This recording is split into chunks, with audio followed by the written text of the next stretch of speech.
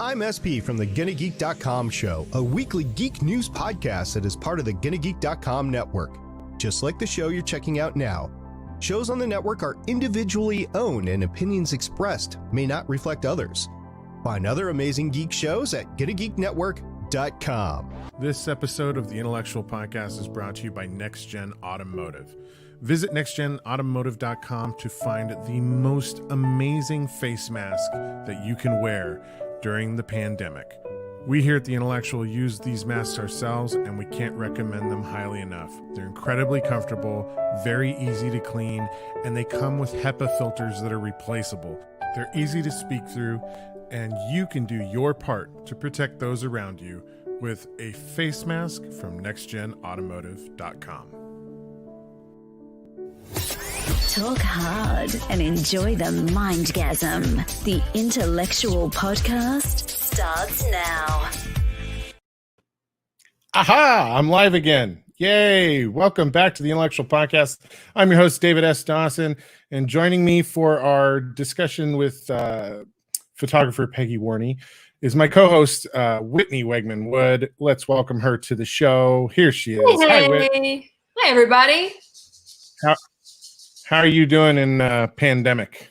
I'm doing all right, man. Just been hanging out at the house, doing some construction projects, like building this little cabinet behind me. So, yeah. There you go. Yeah, you just Fixing up moved the into a house? new home, right? So We did. So lots of little. Every weekend is a new project. it's good to be busy right now, though, right? It is, but it's like I feel like the list is never ending. You think it's done, and you're like, oh nope, something new. There's bees, that happened. Actually, we had bees in our shed. Yeah, well, So they were humanely removed by the bee guy Kevin. good, He did a because we great need job. the bees. Yes. No, we need the yes, bees. I love the bees. You know, I'm a huge advocate for the bees. So Yeah. they had to go, but they had to go in the best way possible. If we had more space, I would have kept them and like gotten those little honey, the hive things. But we live in a neighborhood. I don't think our neighbors would have been thrilled about that. Hey, so you've been busy doing auditions and stuff, right? There aren't a whole lot happening right now. I've been busy doing a lot of foundational work. I met with a career coach, and so I have a whole hit list of homework that I've been given by my career coach. So that's what I've been busy with. Lots of self-tape for the purpose of. One thing I've noticed, Whit, is your hair has changed dramatically in the course of COVID. Yeah, it grew. Yeah, I think it might be time for you to get some new headshots. And to talk about that, segue, here's our guest, Peggy Warny of Headshots by Peggy. Hi, Hey. Peggy. Hi. Hello. Yeah. How are you, Peggy? Good. How are you guys doing? Doing very well. And How I have you like the been, long Peggy? hair. Thank you. How have you been, Peggy? Been really good. Like everyone, there's the good days and the bad days in this quarantine time, but overall things have been really good. Yeah. Your particular business with photography, how has it been impacted by what's happened? Like, have you started kicking back off again? Are you busy, or actors looking for headshots again, or I've been getting kind of touch and go? Yeah, it's still touch and go. I've been getting a lot of calls. I think I didn't have anybody until hairdressers opened up. And I laughed about that. I knew that was going to happen. Until people could go see their hairdresser, they wouldn't, come see me.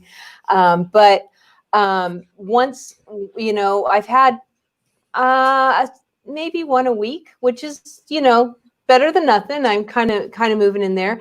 And so basically, as long as you aren't symptomatic and you've been, taking care of yourself and been safe, I ask you to do that for my safety and my family's safety.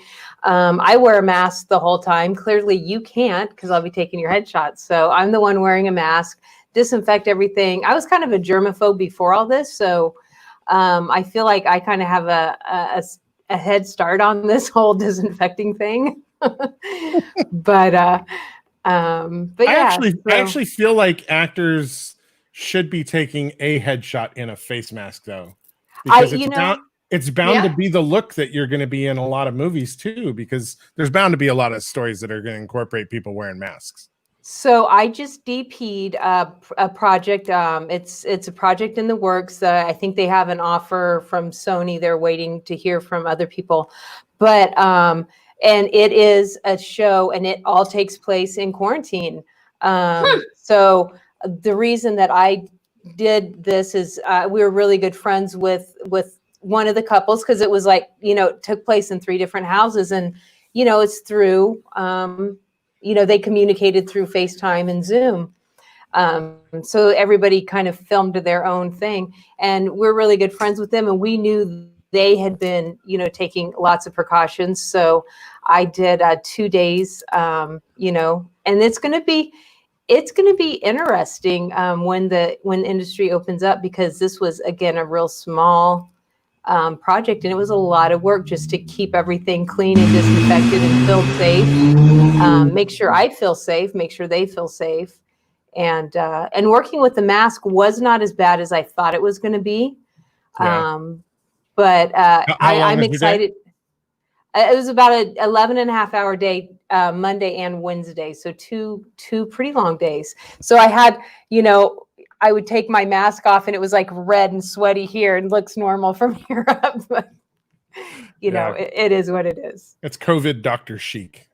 Yeah, exactly. And, I have it figured out now where I just put makeup on from here up, so saves Mark on the Atkinson makeup. popped on Facebook, says he wanted to say hi. He unfortunately couldn't join us for the whole podcast, but he's out there. Mark, we're thinking of you and happy you're doing okay as well. And hopefully we'll get you on the show again soon. So what would be your recommendation to actors right now, Peggy? Like, should they be looking to get their headshots now? Is it too soon? I think now's the perfect time, because like Whitney, you've grown your hair out. That's a look that, I think a lot of people have done things, whether it's grown it out, changed the color, shaved it off. They had to do their at-home colors, which is different from the colors that they get at the salon. So right, my color is not my normal color, because I did it myself. And I'm sure a lot of people looks good. But yeah, and that's kind of the thing, and it's kind of fun because people, it's like screw it, let's try this, because it's not like, well, I might get a call for an audition tomorrow, I can't do this. They've had 3 months to kind of play and think about what they are going to do. So I think before, like, having this look that you can go back to, you just were afraid to try it before, having your look might be really fun to get some headshots, right now. I've had, so a lot of people call and we have these long discussions. Should I wait? Should I come in now? And that's literally the conversation that people are having. I think it really depends on the person. Like, are you willing to go back to this look? Is this a look you would, you want to try for a few months? Is this something that you want to see if it's marketable? Because keeping in mind that projects going forward are probably going to reflect our new world, so things are going to look different than they used to. People are going to act different than they used to, and and why not get at least one headshot with the mask on, just so you have it, so when they ask for it, you can send that along. Well, and how many shows and stuff these days incorporate some type of mask, superhero stuff and whatnot, like being able to just have a shot that's really kind of focused on your eyes is not a bad idea, right? So, yeah, that's actually true. Hey, something new to think about. So along those same lines, Peggy, would you recommend getting specialty shots, like something where if your character types are like a nurse or a teacher, like something where you're wearing scrubs or things like that, or something more general? How do you coach somebody on what types of headshots they should get?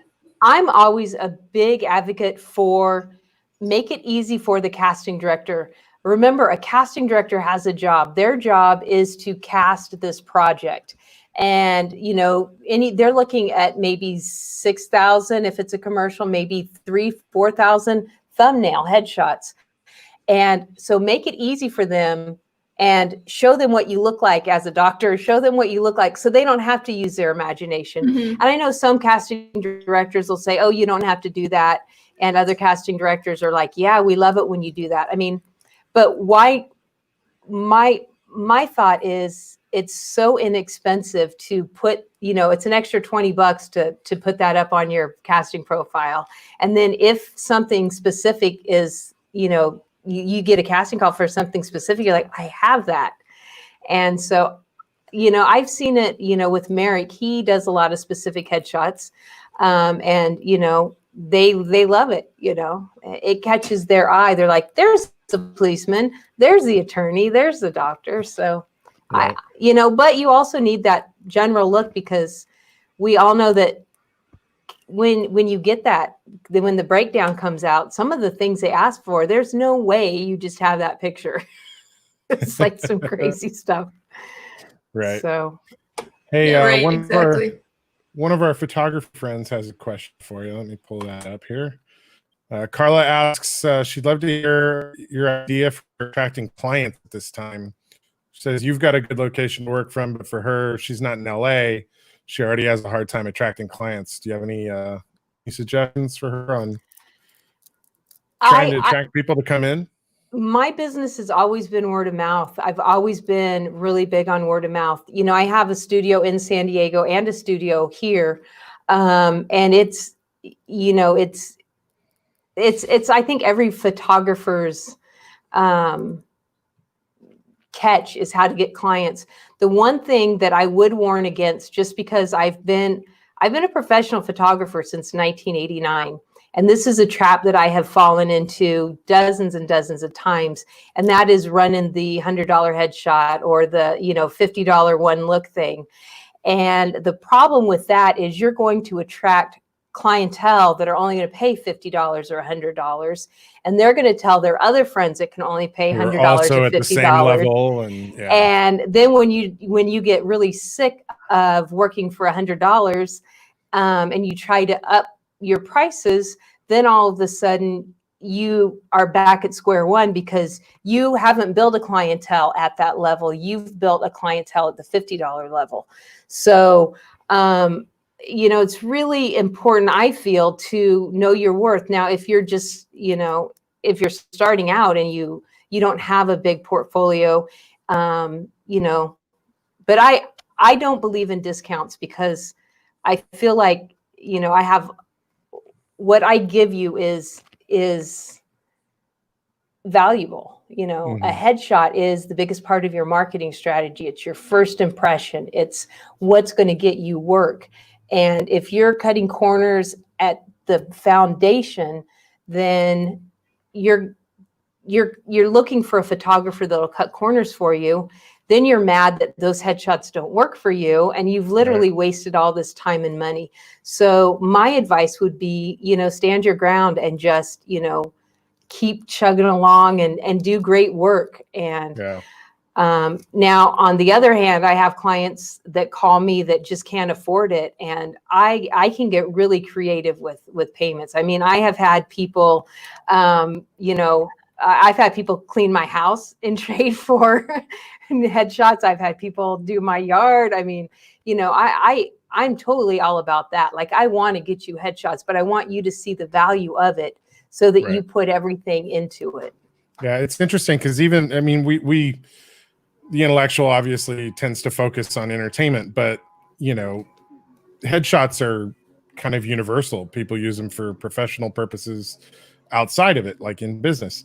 And one of my side businesses is corporate audiovisual, so I do a lot of keynote addresses and corporate conferences, and inevitably they're putting people's headshots in little thumbnails on slides and stuff. And it's a dramatic difference when you've got 5 people's headshots on screen, and 3 of them are professional, and 2 of them obviously looked like they ran with the iPhone out to the lobby and snapped a quick shot so that there was something to be used. And it really kind of, for me personally, affects how I view those people as they're going up on stage. Is like, well, why haven't they taken the time to go get a real shot done? you know if you're making a public appearance, like that's part of your gig, is making sure that your entire presentation looks good, right? Yeah, exactly. And the other thing that I found is that when you give people discounts or really low prices, they don't take it serious, and they come and they're not into it. They rush to get here. They just kind of threw things together. Oh, I didn't have time. And it's not valuable to them. So their headshots don't look that great, which makes you not look that great. But it's like, well, this is a group effort. When I take your headshots, it's you and me in this together. Because if you're not giving me anything, or your brain's 20 different places other than, here with me, it's going to show in the camera. Right. And so when people invest a little bit, I see that they kind of tend to take it a little bit more serious and realize that, okay, this is like, I'm doing this. I'm investing in myself. I believe in myself. I'm going to get good headshots. And this has got to work, because this is like, and they really take time to read my long questionnaire and all my things that I send out. You do have a long questionnaire. I've done witness that headshots. Yeah. Yep. Yep. I actually have some of your headshots posted right now on my social media. So, but didn't it make you kind of sit down and think about what we were going to do? Well, yeah, and it's really important because, you have to think about your casting and be really honest with yourself about what type of castings you're going for, and then take the time to look through your wardrobe and decide, okay, well, what fits this casting? And that's where the whole question of like general versus very specific, I was curious about what your opinion was on that, because depending on who you talk to, whether it be an agent or another actor, there's a lot, or even a casting director, there's a lot of different debate on just something general that's the you-ness of you, which how do you find that one, versus nurse, teacher, whatever. Well, even nurse, there's a lot of different nurses. Like, are you the mean nurse? Or are you the super compassionate, caring nurse? There's so much. You've got to find who you are in that. We, especially in the beginning of the quarantine, we got on a whole bunch of the Instagram live, casting directors were just doing tons of Instagram lives. And, we watched several of those. And, it's funny to me because everybody wants that magic pill or that magic formula. And every casting director is human. And every casting director has a different opinion. It's like one casting director is like, if I see a bright background, I just pass it by. I hate that. And the others are like, I love it when you have a bright background, So it's just, there is industry standard, and you should be aware of what industry standard is. And you can get a little creative, but I think what people want their headshots to pop, and they think that's by wearing something crazy or putting a crazy, where really what makes your headshot pop is your eyes, because we're humans. We can see eye contact and we can see emotions. Those are things we can read. Those are, nonverbal cues that we pick up. And a good headshot photographer should be able to pull those nonverbal cues out. So you're telling a story just in that one picture. And that's what catches their eye, is when they're looking through those thumbnails and they make eye contact with you and they're like, oh yeah, I can see this. And then they open you up and look at your, reel, and maybe look at your resume, and, then they make a decision. But my job is to make them stop and at least click on you. That's the goal. What tricks do you do to help people get to that point where they're like, actually, because it's very awkward, right? Being with a photographer, and especially if it's somebody that you don't really know well, and it's the first time that you're meeting with them. How do you put your clients at ease? I feel like that's probably one of my natural abilities. Like, I feel like I'm pretty easy to talk to. Like, I will start talking to people and really make eye contact with them. And that's the one thing, I'll be honest, I was worried about shooting with a mask, because I'm very engaged with my clients. And I was like, am I going to be able to, because, humans mirror. So if I'm trying to get them, excited, I'll smile a little bit more. Or if I'm trying to kind of calm them down, I'll get a little more. So I was a little bit worried about that, but it's working. It's working. I think there's enough expression in one's eyes that you can get that even with a mask on. But I've just really, actors especially get really nervous in front of still cameras because it's completely different than doing a movie, like, or you know, when you're on set, you don't look at the camera, you know, you're doing your thing, you're aware of where the camera is. But when you're in the studio with me, it's me and you and a camera, and I want you right here, you know. And so it's uncomfortable. But I feel like I'm just a good talker. Like, I get people talking, and then I'm like, there it is, you know, get, you know. And then it's from the feedback I get from people, it's like, oh, we're done. We did it. It's like, yeah, go change clothes. So look at it. Well, I remember when you did my headshots, you know, I don't have a naturally smiley face, you know, and you kept trying to get me to smile, and I was like, I don't want to smile, you know, I've got the one missing tooth, and like, I'm not, you're just like, relax, it'll be fine. If you don't like it, you don't have to use it, but you know, we should take them, you know. And everybody needs a couple of smiley ones. Yeah, and it ends up being the smiley one is the one that I use everywhere. So, you know, even though that's not my reputation, but it looks nice. So, I think right there, that laugh, I think that's actually your reputation. You think you're a tough guy, but I think that's David Dawson. I only know what I hear. You got called out. Hey, look, Kay, we got a question from Merrick. Merrick says, I see a lot of headshot photographers with a bunch on famous people on their website. Does that mean they're really good and worth paying over $1,000 for headshots? Good question. Good question. And that is a good question. So you have to be careful when you're looking at people's websites. How I encourage people to pick a headshot photographer is look at their website, and when you call them, say, are those your images on the website? Did you take the images on your website? Because that's not always the case. And I was shocked to find out that it's not always the case. A lot of people purchase stock photos or you know, whatever, just to fill their website. That can't be legal, right? Like, that's false advertising. You would think. You would think, but who's monitoring false advertising on the web? I mean, if it doesn't say, like, you're assuming they take it, but if it doesn't say I took these, I guess anyway, everything on my website I take. But look at it, and this is your website now on screen. So all of the pictures, you know, you should. There's a similar style, but every picture is its own unique. Because every person is different and has a unique, you know, something about them. So,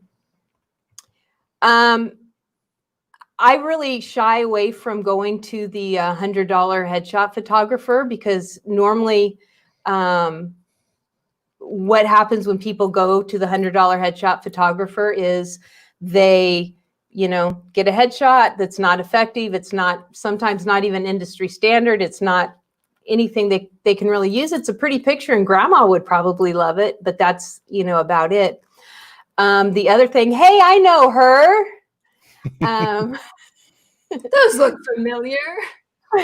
The other thing that happens is the extremely expensive ones.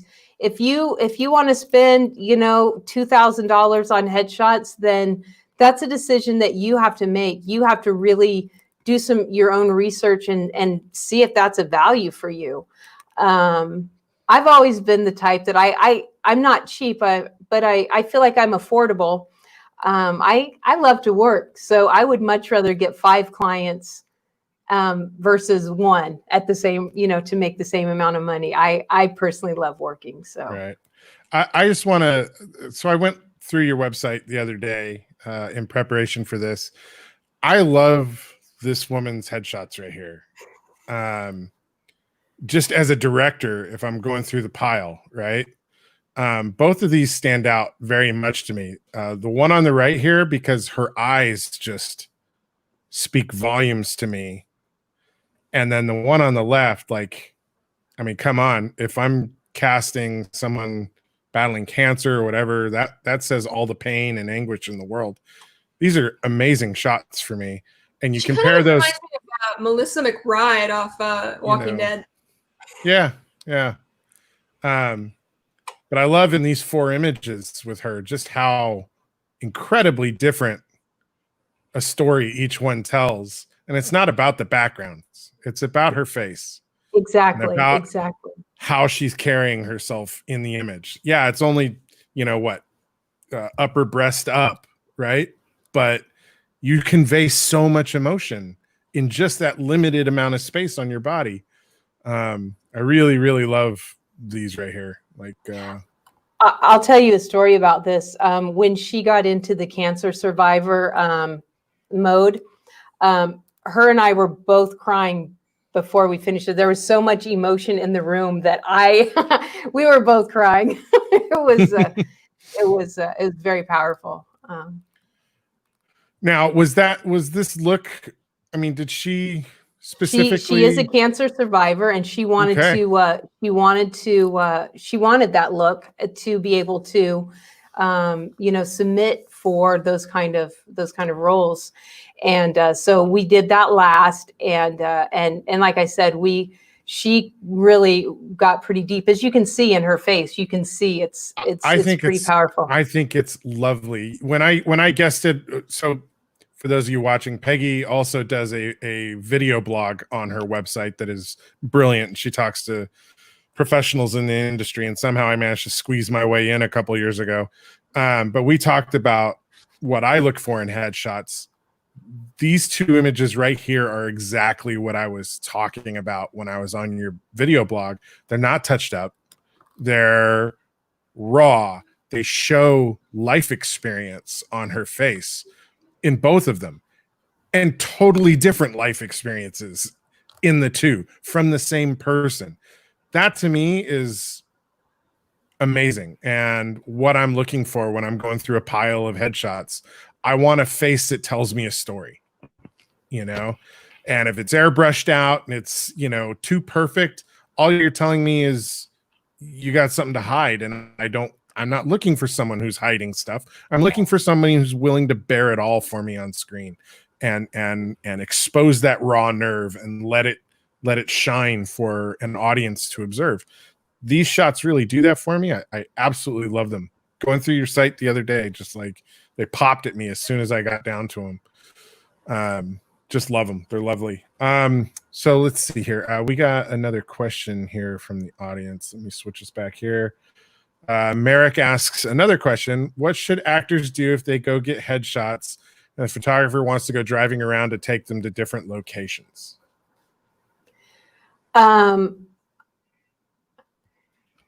I don't know. I mean, I would assume that would be something that would be discussed beforehand. I personally, if I showed up for a headshot session, thinking that I was going to be at the studio, and then all of a sudden, the photographer's like, okay, let's get in the car. I'd be like, oh, whoa, wait, what? So I would assume that would be something that would be discussed, prior. I definitely have done on location things at different parks or different locations. And, that's always been discussed beforehand, like, hey, I'm very fortunate. I have 2 beautiful studios. I have a studio in San Diego that also has a really cool outside, area that I can use, right there. And same with here in LA, I have a gorgeous studio. And there's some spots, outside if we want to, for some reason, for more of an outdoorsy look. Yeah, there's 2 promo images that we used for the podcast that we shot outside your San Diego studio. Yeah, exactly. It looks like we're in some gritty urban area, Yeah. And we're just outside your office studio. Yeah, so I think that if you were to go to a photographer, if you were to show up and the photographer said, this is the address we're going to, and you got there, and they're like, okay, let's get in the car. I personally wouldn't. I don't know. I don't know how to answer that. Did I answer your question? I don't even know. I would It's a little say like creepy. Are use you your being best kidnapped? judgment Yeah. and only somebody you trust. Only Like, someone I to think trust. that's And I'm really big with gut feelings. Like I'm literally like I'm huge about that. If you get even the weirdest, slightest feeling, I'm like, no. Yeah. Yeah. I'm sorry. And if you've already paid a deposit and you lose a deposit, that's way better than losing your life. I don't know. That's just me. I guess I'm going dark here. Maybe that's not at all what he was asking. Let's take a look here. These are some men's images. What is the difference for you between shooting women's headshots and men's headshots? Is there a different approach to how you go about it? Not really. Women are take longer to get ready, but sometimes they are less picky at the end. Men, just come in, and then when they're looking at it, they're like, "Oh, I don't know. Ooh, I don't know." So it's it's different. And every person is different, and actors tend to be. I don't want to use the word vain because that has a bad connotation about it, but actors are very aware of their appearance because that's what they're selling. They're selling, their appearance. So I don't think it's necessarily even vanity, but women tend to want more touch-ups than men. And I'm always encouraging women, I don't do a lot of touch-ups unless it's obviously you're paying me, I'm going to do what you want me to do, but I'm going to advise you strongly not to, because you want to look just like that headshot when you walk into the casting. I mean, maybe they wanted somebody with wrinkles and that's why they passed you up, is because you had no wrinkles, or you know what I mean? It's so Right. Don't just represent yourself and let them do their job and see if you're a fit for it, because there will be a fit for you, how you actually are. Well, me personally, if I'm looking at a headshot that's way overtouched, my consideration then is this actress or actor going to be difficult to work with because they're overly concerned about how they're conveyed on screen. I've had some actresses, specifically it's actresses, rarely ever a male actor, who have been very difficult to work with because they want to, after every take, they want to come back and look at the screen and approve whether or not the shot works for them. And it's like, that's not how this works. Like, not every shot on you is going to be gorgeous because sometimes I need you to look ugly. That's the part, Exactly. And sometimes to convey the emotion you need to convey, your face has to contort and do things that isn't the most flattering, but I've Like had snot actresses just dripping down your nose. Whitney's amazing at that. She doesn't care. Mile long drip of snot down her cheek and whatever, and she's like, she's The good. first time we worked together, he made me cry, and it was literally like, Oh, that's super attractive there, Rick. he didn't use it. I'm like, that was the best, most realist moment. It was It's super too real, but it was distracting. Did he at least, since you guys are friends, or did he at least give it to you for your reel or something, or for family pictures or something? She wants it. She has access to it. but no, like, so this is Sidney Franklin, right? I love these two shots because they tell me two completely different stories about this actor. Does he really have gauges? No, those are just magnets. Yeah. Oh. Yeah, they're swirling off of his ear. But I love this. This shows, diversity in his ability to portray things, and I think that's great.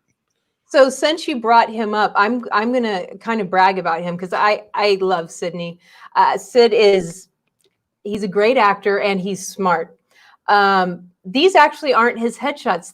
This was a marketing shoot that we did, a marketing session that we did that he sent out to market himself, which, your headshots are, but this was specifically for postcards, for specific things that he was trying to get, specific casting directors, he was trying to get their attention. And I thought it was brilliant. He did his research. He came in, he's like, this is what I want. And look at this. I mean, they're if They're it's not so diverse. They really are. They're great. He did such a great job. He's so natural in front of any camera, though. And like these two here, like, look how different this gentleman looks from one to the other. I love it, and it's the same undershirt. You know, but the expression and the story that he's telling on his face is completely different. And I think that's the thing that maybe some actors and myself, when I'm taking my own headshots or having my headshots taken, I forget, is that I'm trying to tell some story about myself in these photos. Exactly. And I think maybe that's a good approach for some actors to take, is like, what story are you telling while the photo is being taken? You know? Yeah, I mean, I think again, these are two very different gentlemen, same guy, but you know, I would cast these guys for completely different things. Mm-hmm. And Peggy, I think, oh, go ahead. Well, I was just going to say, what I noticed about your styling, and you know, like a lot of photographers, they'll be like, oh, I only shoot like the very moody, dark, like, you know, that's the stylized lighting, in which case you have some of those, you know, like the HBO good headshots. And then some photographers are like, I only do the comedy commercial headshots. You seem to be able to go back and forth between both. How do you manage that exactly? Or what is your strategy or style, I guess, that allows you to do that? Well, I was a trained portrait photographer before there was digital. And so you had to learn lighting, and you had to understand body posing and positioning, because yes, Sidney should have his own TV show, because it wasn't like you could just throw it in Photoshop and Lightroom and do all this. Like, you had to know how to do all this, you know, to shoot with film. And so I think that's the difference when you go to a trained photographer versus a photographer that just got a camera. Because a trained photographer, you know, now clearly I'll get in my ruts and you know, where I personally love the dark, moody, the real cinematic look. Like, I would do that all day if I could, but that's not what all my clients. In fact, I have a ton of comedians. I have tons of comedian clients, and they don't want, I mean, I always throw a couple in there for them, but they don't necessarily need the, you know, the big, bright, you know. And I also, you know, have, you know, youth that come in, and they're usually for the high school, you know, age. You want more bright, full on, you know. A lot of times they're represented by the same agent, both theatrically and commercially. And sometimes, you know, they'll want a darker theatrical look, but usually with the younger kids, they'll want a little brighter, you know, a little happier. Now Merrick's getting cheeky. I know. Is there a way I can see what a photo will generally look like before you take the photo? No. Who let him in? I don't know. Hey, I just want to point this one out before we move on. This gentleman here has a delicious taste in coats. Right? You just like it because it looks like your coat. I'm just saying. It's I love it. It's very familiar. I love it. How did I never put this together? Because that's your signature coat, David. Well, I got 4 different coats. They're different colors, you know. Yeah, yeah. This lavender one and the pink one seem to be the ones that people like. But they're all that sort of heathered tweed sort of thing, like heathered tweed pink, heathered tweed purple. Blue. True. I found a look I liked, and I stuck with it. You did. Peggy, you were saying earlier that the thing that allows you to capture all this is that you have this background as a portrait photographer. When did you get started in photography? And was that always what you were planning on doing as a career? Or how did this happen? How did this happen? It absolutely was. I got a Brownie camera when I was 9 years old. My sister's husband gave me this camera.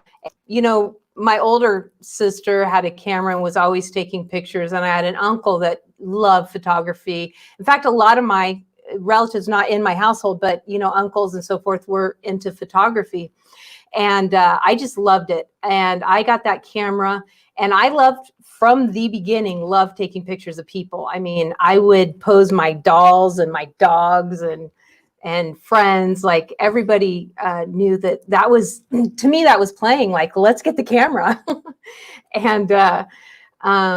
and so I would study, and I always said that when I grew up, I wanted to be a photographer and a mom. That was literally it. I had no plan B. Thank God this kind of worked out for me, because I didn't have a plan B. So, yeah. And Merrick specifically mentioned that I didn't bring this one up, so here it is. Can headshots be, quote, revealing, end quote? They can be if you don't want to work. I mean, no. I think, and that's actually, it's actually something that does need to be said, and it doesn't get said enough. And it's kind of a thing with me when women come in, or even men that just want shirtless pictures, or women that come in and are all about cleavage and wanting like real sexy, looks. I mean, that's fine if you want those pictures, but call it what it is, and don't try to make it a headshot, because I don't think that, I mean, I could be wrong. That could be the kind of roles only that you're going for. But I think if they see you, you're definitely limiting yourself. You're limiting yourself, and you're basically saying that's all you value yourself as. I mean, you're saying that this is more important than what's going on here. And this is, value yourself enough to put effort into your craft. And then the real talent can come out, and they can, okay, we want you to do a sexy scene. Okay. Or we want you, but I think the misconception, I don't think women or men, I don't think people do this because they want sexy roles. I think they think that's what's going to get the casting director's attention. And I don't think it works. It's actually the opposite. It's a major turnoff. Again, we watched several casting directors, their Instagram lives and so forth.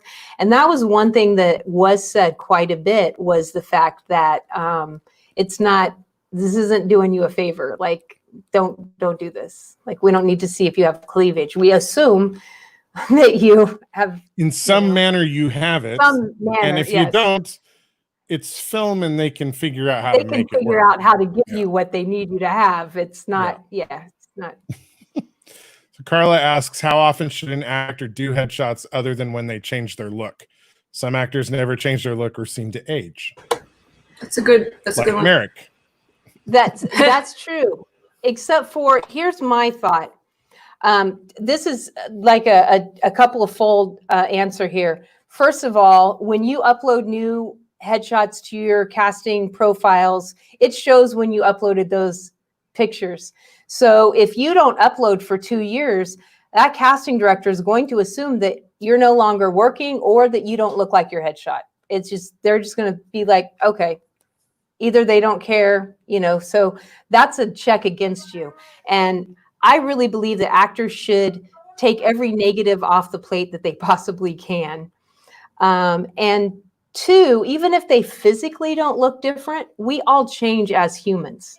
Like, our attitudes change, our opinions change, our acting skill levels change. And all of those things should come out in your headshot.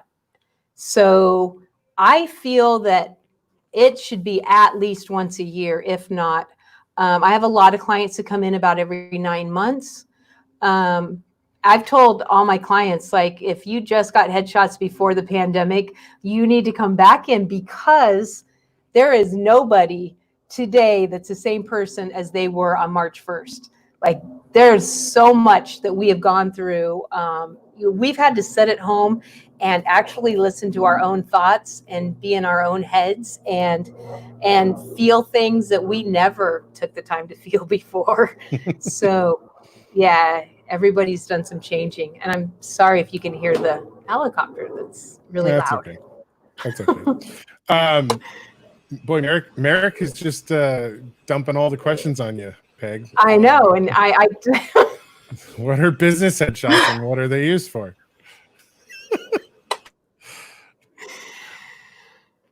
business headshots are obviously important.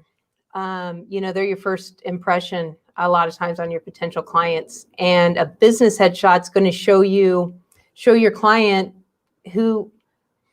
I'll tell you about my experience.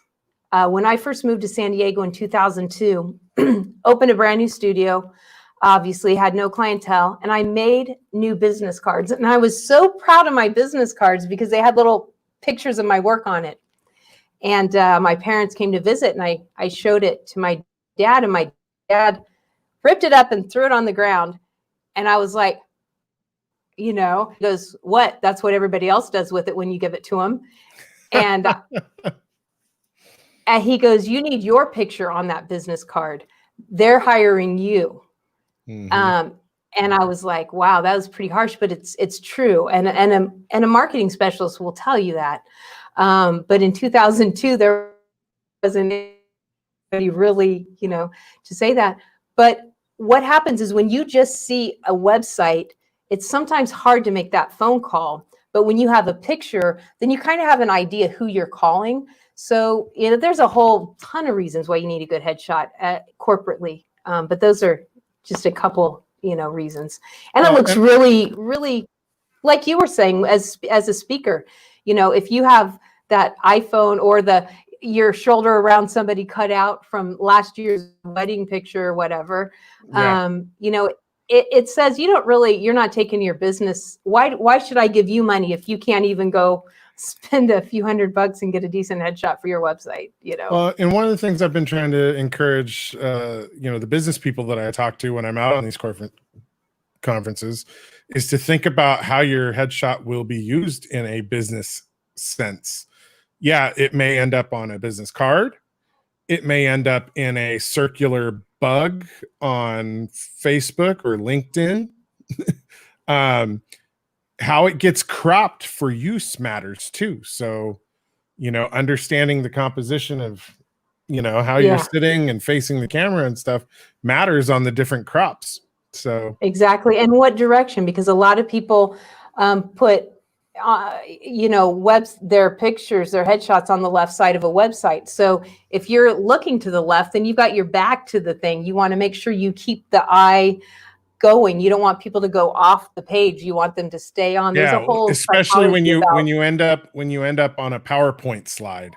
Exactly. You could be the very last person in a panel listed on the right hand edge of the slide. You'd rather be looking inward than outward. Exactly, because so have headshots facing both directions, and keeps your eye going in a circle. So whenever I do corporate headshots, I always do some right and some left, because those are important. Because when you look at a picture, if it's one person, the first thing that should catch your eye is that person's eyes, and then you circle their face and go back to their eyes. Well, if it's a group of people, it's the same thing. But when you hit somebody's eye and fall off the page, then you don't go back on. So it's a lot of psychology behind headshots. Yeah.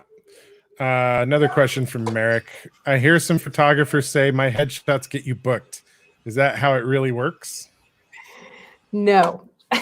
That's not what headshots do. No, you get yourself booked. If you see a photographer that advertises, my headshots get you booked, that literally tells you how little they know about the industry. I can't even say that my headshot will get you an audition. My goal is to get you noticed. My goal is to get that casting director's attention and have them click on you and open it up. And then hopefully, call you in for an audition. There are so many things that have to factor in before somebody gets booked. I mean, the casting director has to like them. They have to get an audition. Then at that audition, they take it to their boss, the producer, their director, which would be you, David. And you have to also like them and then call them back for a callback. And I mean, it's just, I think a lot of actors think that casting directors are the end all, and they're not. They're the first step in the process, Their Well, job is to pick a handful of capable actors, and then the I don't director or know whoever. I don't know any other director or producer who asks anybody who took your headshot. Exactly. Unless they're looking to go get some for themselves. They're not concerned with who took it, just that it's done right. Exactly. So, Yeah. So Peggy, I have a question in regards to earlier you were talking about people who update their pages, their the Actors Access, Backstage, things like that, 9 months to a year. Would you recommend, in your opinion as a photographer, getting rid of your older headshots then that are on that, or just continuing to add to them? I would say if they no longer look like you at all, like if you've totally changed, either you've gained or lost weight, or you've just totally I've shaved my head off and I'm never growing it back out. If it's something that doesn't represent you at all, I would get rid of it, because you don't want a casting director to open it up and then be overwhelmed with things that are like, wait a minute, who is this person? But the ones that still kind of keep in the same, the same kind of group or kind of the same attitude, I don't think it hurts to have a few extra ones, because you never know what may come up, and you're like, actually, that one that I did a year and a half ago, or that one I did 2 years ago, I'm going to submit that one. Well, or things like short hair, long hair, because for the right project, plenty of people will be like, I will chop this hair right off. So. Exactly. And so if you have headshots with short hair, but you have long hair now, and you're willing to cut it, leave your short hair up, so that they know, okay, this is what they look like with short hair. Let's ask them if they'll cut it. I should have got. I missed a choice opportunity. I should have got some headshots done when I had the old bald man head thing going. Yeah. I mean, we took some promo shots for the film, but I'm in full makeup in those. So, yeah. Oh well, missed opportunity. If it wasn't a pandemic when that was happening, and we weren't our circle was literally us. We put the hazmat suit on once a week to go to the grocery store, and then disinfected everything before we brought it in the house. If that wasn't when you had a shaved head, David, I would have said, just come on up. Right. Yeah. Yeah. I think I was supposed to come up around that time anyway. You were, and I ended up, or just before that, but you made some excuse about your knee or something. I don't remember. Some excuse. I do, in fact, have torn cartilage in my knee. It's not an excuse. It's a reality. So here's another question. I'm not going to throw him up on the screen just to give him the status. Anyway, is it rude to ask a photographer to tell you what you're paying them for, like a full cost breakdown, or is it okay to ask a photographer that? Like, what am I getting? How many revisions do I get on the look? And I think you should absolutely know what you're getting. I have my prices are fully broke down on my website. Clearly, back in the day, we had this thing called a session fee, which isn't a thing anymore.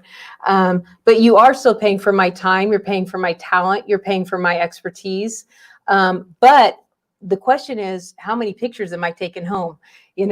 So if you get right now, I can't imagine this would ever change. But if somebody watches this in 5 years and says no, but right now, if you get a 2-look headshot package, you get 4 retouches. So it's 2 looks, 4 retouches. So I think the whole look thing's kind of weird. It's the reason I even have the word 2 looks up on my page is because that's just what people are used to. But what is a look? Is a look a teacher and a mom, or is it a business? It's there's so many variations of each, so that's why I do that. Plus, again, once I get you here, I love to go crazy and experiment and get a ton of looks. That way, when you look at your proofs, you're like, oh, that's the look I need. So, hey, I did see you pop up. He keeps dumping questions. Merrick asks, is it okay to use an old headshot even though it's really cool? Pretty much still looks like you. Still sometimes gets you noticed. Double smiley faces, emphasis on the smiley faces. So what he's talking about is he has a headshot that I took about 4 years ago, and I hate it. It's a terrible headshot. and it is his favorite, and he won't take it down, and he uses it all the time, and it gets him auditions. So, if it's working for you, it's working for you. I mean, what can you say? I think I know which headshot you're talking about too. It's terrible. I'm pretty sure I have it in my pile of headshots. Yeah. For some reason. Oh, that's too funny. And it's true. He does get auditions off of it. So I give him a hard time about it, but what can you do? So much like this issue with you and Merrick, do you ever have the problem with a client has selected headshots that they think are just awesome, and you're like, no, in my experience, that's a really bad choice. How do you navigate helping them choose the right ones to get touched up? Or so I struggle with this because you're my client, you pay me, you're always right? That's every business knows the client's always right. Even in the studio, some of the shots do this and do that. I'm like, okay, let's do it your way. Now let's do it my way. That's usually the line I give people. I'm like, okay, now let's just try it my way and see how that works. But I will give my opinion. I'll say now, obviously these are your headshots. You have to market yourself the way you want to, but just so you know, this is why I wouldn't pick this, is this, and this. And, that's, and that's a good point. Denise Riddle says she hates the ones her agents and managers pick, but she trusts them. And that's the thing. A lot of times that's why actors shouldn't pick their own headshots, is because they want to look good. Like, you can say all day long that, no, I'm not vain, and no, I want this real shot. Bottom line, you're going to pick the one that makes you look the prettiest, the handsomest, the whateverest. And your agent, your manager, is going to have more of a feel of what works. And they're going to pick the one where, you have that look that maybe grandma's not going to want to put that up on her wall, but that's what it's going to catch the casting director's eye. And that's, my reps never pick the same one, though. One will pick one and one will pick the other. I'm like, okay, I don't. Because opinions are like, and everybody has one. So. Exactly. Right. That's why you should never have just one headshot. Exactly. Not only that, but remember, I know a lot of actors complain. They're like, it's so expensive. Headshots are so expensive to put up on casting, LA Casting or Casting Frontier, all that, whatever the casting profiles. But it's not. I mean, back in the day, you would buy 100 printed headshots. Yeah. And it was more than $20. And then when those 100 were gone, you had to go buy. Now you put that up for $20 and you can submit to 100 different things today. So headshots to put up on your if it's $20, it's, usually it's like $20 for the first one and a little discount, upload 6 at a time. It's, bite the bullet and just do it. As far as gaining weight, I saw that comment come up and I want to address that. A lot of times people will say, Peggy, I really want you to do my headshots, but I want to lose 10 pounds or 20 pounds or 5 pounds or whatever. We all have that magic number in our head that we want to lose. So think about it this way. If your headshot doesn't represent you and you get called in to an audition and you don't book, and you see this is happening all the time, maybe they're looking for the person in that headshot. So you're not doing yourself any favors. And not to say that you have to lose weight and look like that person in the headshot, because maybe they have another role where you're perfect and they're looking for somebody that's exactly your size and looks exactly like you, but you're not telling them that you're that person. So all these auditions that you're missing that you could have booked versus all these auditions that you're getting and not booking. So my opinion is absolutely get headshots if you look different than your headshot. And then if you lose the weight, come in and do it again, because that's a great treat versus not working for 6 months while you're trying to lose weight. I mean, that's not fun. Like, right. Everybody wants to work. That's my opinion.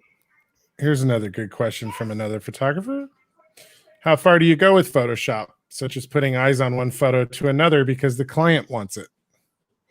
For headshots, I don't. For portraits, yeah. For portraits, man, I used to switch faces and eyes and do I have the ability to do that? Yes. For headshots, no. In fact, I will. If you want it for the portrait you send to Granny, sure. Absolutely. Give her the best absolutely Frankenstein version of yourself that you want. And but again, if you're trying to land a role with someone, you can't look like the Frankenstein monster that your headshot is. Because you can even only though look like yourself. It looks normal, it doesn't. It looks looks perfectly normal for the wall, but when they're looking, remember, this is what they're seeing, and they're seeing hundreds and thousands of this. And if it's photoshopped, it's going to look off, and they're not going to know why it looks off, but it's going to look off, and they're just going to pass it. They're not going to, why does this look off? They're just going to pass it. And you got to remember, as a performer, film is a close-up medium, and you're going to spend dramatically large amounts of time in a close-up in a movie. And so the headshot has to look like what you're going to look like when you sit down in front of the cameras on set. That's what they're looking for right off the start. And if you're lying from the beginning, once you might get into the audition, but once you walk into the audition, they go, this person doesn't look at all like this. No. And even though you think, oh, it looks the same, it's off. It's off-putting, and it's something, it doesn't belong, and it's hard to say what it is, but they'll just pass it by. You're not doing your clients any favors. If it's a portrait and it's for their grandma, absolutely make them look good. Switch it out. I've switched people out. I'm sorry. I have to pop this up on screen because I love this comment so much. Denise writes back, "Oh, I'm happy gaining. My size is what gets me booked." God bless you, Denise. That is a beautiful statement and very body positive, and I love that. Thank you for that comment. And it's really true. In fact, we have a friend that is an amazing actor here in LA. I mean, absolutely amazing. And, she's at this age that I am. And she wasn't booking. And somebody recommended to her to gain 20 pounds. And she jumped in and did it. And she is series regular on 2 different things right now. And heavily reoccurring, at least on one, and series regular in another. And then you see her, like we see her all the time, and it's like, and so, love the skin you're in and just own it. Don't worry so much about all the things that, so I love that. That you're, I try to tell people your inner confidence is more important than your outer look. Exactly. And that shows right. You can't control your outer look. Like, you are who you are. This is the body you're born with. You can spend a lot of money to try and change it, but then you're looking like somebody else's image of what perfect is, not like a real person. But your inner confidence is the one thing you have control of. So you need to learn to be confident in whatever state you're in, says the guy who's missing a tooth and a little overweight and puts himself out there week after week on the podcast and has moved it to video because this is where we should be. And, loves being on stage more than he cares to usually admit. I couldn't do the stage stuff. I couldn't do this podcast 10, 15, 20 years ago because I didn't have the inner confidence in myself to put myself out there for that. But somewhere in the last 7 or 8 years, I found that confidence, and it doesn't matter what I look like, little overweight, tooth comes and goes depending on, where I'm at with my dental plans. And, it doesn't matter. In the end, I'm happier and busier and more productive now than I was when I didn't have the confidence to put myself out there. Even though when I was younger, 6-pack, stacked, looked great, had a full set of teeth, like it was fine, but But, you know, I had to find the confidence. Thank you, Merrick. Merrick says, shut up, David. You're handsome as fuck. You're the man, Merrick. But no, part of that for me now is the confidence. It's not so much the looks. I carry myself differently than I did even 10 years ago. When arguably I was physically a better specimen than I am now, you know, but the confidence is everything. That shows on the camera. The camera picks up that confidence. Absolutely. Yeah. And the days that I don't feel confident, I can see it in everything I do, you know, not just from an image standpoint, but in the quality of the work that I put out and everything else. You know, if you don't have that inner confidence, the light won't shine through. You know, you gotta let it shine through. So as someone that does a weekly vlog, and I have to put myself out there on camera every week, I agree with that, because, you know, going through the pandemic and the quarantine, stay at home, no hairdresser, and having to get up, and here we are. And, you know, I'm far from being an actor, but, you know, just putting yourself out there, it's something that you have to realize that people really don't care what you look like as much as you think they do. Right. You know? Yeah, they really don't. You know, maybe that initial first impression, but that's easily overcome by your personality and by your confidence in yourself and what you bring to the larger table of life experience to them, you know? Like, it's really important. Yeah. Oh, this has been a great discussion. I love hanging out with you, David, and Whitney. I gotta come up and do photos again. Like it's time for more photos. It has been a couple years for when was the last time? I got headshots with Peggy last year. When was the last time you did? When we did it together. The two of you did it. When the two of you came in and we did the stuff for the that was like 2 years ago. The promo stuff. 3 years ago. I think it was, David. 3 years ago? Yeah, I guess that's right. Mom passed away 4 years ago. So yeah, it was the year after that. Yeah, so, it's definitely time. It's definitely time. You know, I just got to get some new coats. What color? Like lemon? You don't have any citrus colors yet. You have berry colors. Ooh, Brian would freak out if I got myself an orange coat. That's true. That's funny. Hey, Denise gave us another comment. She booked her last few gigs, even though she messed up a bit in the audition because of confidence. There it is. It's everything. Yep. Confidence is everything. Yeah. So, Peggy, thank you so much for sitting down with us. I'm going to take you off screen. If you don't mind, don't leave, because I'd like to talk to you when we go off of live. So I'll be back to chat with you in a little bit. Thank you for joining us, Peggy. It's been lovely talking to you, Peggy. Bye-bye. Right. Whitney. Yes, sir. Thanks for joining me today. Thanks for having me. The podcast is always better when I've got you or Steve or Mark around. So I'm glad you were able to rearrange your schedule to make it happen. No problem. Yeah. So it was a good one. There were quite a few questions that I wanted to ask Peggy, so that was very enlightening. Cool. And if you can stay on, I want to chat with you when we're offline too. So just stay around for a second. Everybody, thank you so much for joining us on the Intellectual Podcast. Thank you to our guest, Peggy, for joining us. Make sure you check out her website at headshotsbypeggy.com. If you're in LA or San Diego, get your headshots with her. You will not be disappointed in doing so. And we're going to keep bringing you podcasts. If you are a working actor or filmmaker in San Diego or Los Angeles and you're interested in joining the show, please reach out to us. You can email me at david@theintellectual.com. And until then, thank you all so much for joining us today. I hope you'll join us again in the future, and make sure you check out gonnageek.com for other incredibly geeky shows like mine on the Gonna Geek Network. Until next time, later. Be safe.